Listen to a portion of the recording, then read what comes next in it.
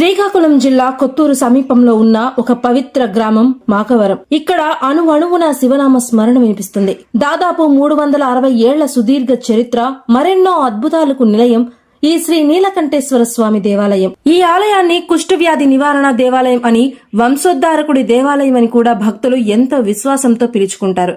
ఎందుకంటే సంతానం లేనివారు ఇక్కడ మనసారా ప్రార్థిస్తే స్వామివారి కరుణతో పిల్లలు పుడతారని ప్రగాఢ నమ్మకం.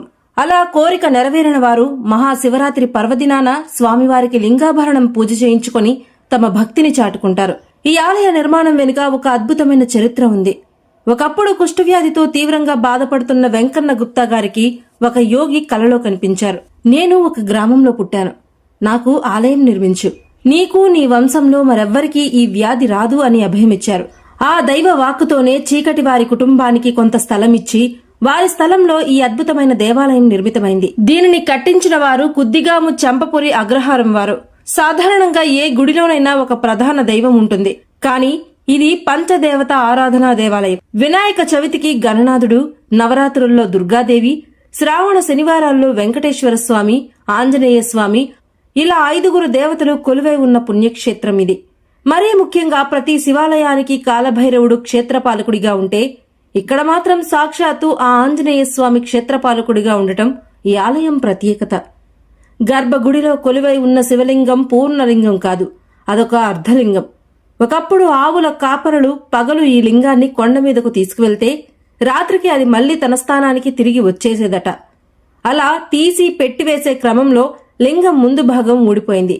కాని ప్రతిష్ఠ సమయంలో ఆ లింగానికి ప్రాణసూత్రం ఉద్భవించి అనంతమైన దైవశక్తి రగిలింది. స్వామివారు ఎంతటి భక్త సులభుడో తప్పు చేస్తే అంతటి ఉగ్రరూపం ప్రదర్శిస్తారు. గుడిలోని ఏ వస్తువైనా ఎవరైనా పొరపాటున మర్చిపోయి ఇంటికి తీసుకువెళ్లినా లేదా దొంగిలించినా 3-4 రోజుల్లో వారి ముఖం మీద తెల్లటి మచ్చలు వస్తాయి. తప్పు తెలుసుకొని ఆ వస్తువును తిరిగిచ్చేసి 2-3 కొబ్బరి బండాలతో స్వామికి అభిషేకం చేస్తేనే ఆ ఉగ్రరూపం శాంతిస్తుంది. మాకవరంలోని వాస్భా ఆలయంలో వెండి నాగసర్పం దొంగలించిన 3 వంశాలు నిర్మూలమైపోవడమే ఇక్కడి దేవుళ్ల మహిమకు సజీవ సాక్ష్యం. ఇక్కడ పవిత్ర తీర్థం చర్మ వ్యాధులకు ఒక మహత్తరమైన ఔషధమని నమ్మకం. ఈ క్షేత్రంలో తిరిగే నాగుపాములను సాక్షాత్తు సుబ్రహ్మణ్య స్వామి స్వరూపంగా భక్తులు భావిస్తారు. అవి ఎవరికీ ఎటువంటి హాని చెయ్యవు. ప్రతి ఏడాది ఏటికి పున్నమికి దేవుడి కళ్యాణం మరియు 5 రోజుల జాతర జరుపుతారు. భల్లామూడి వారు ధర్మకర్తలుగా భిలాయ్ వారు తవ్వించిన పవిత్రమైన చెరువుతో కుద్దిగాము చంపపురి అగ్రహారపు బ్రాహ్మణుల సహకారంతో 7 తరాలుగా దీనబంధు పండాగారి వంశస్థుల పూజా కైంకర్యాలు అందుకుంటున్న ఈ శ్రీ నీలకంఠేశ్వర స్వామి మనందరినీ చల్లగా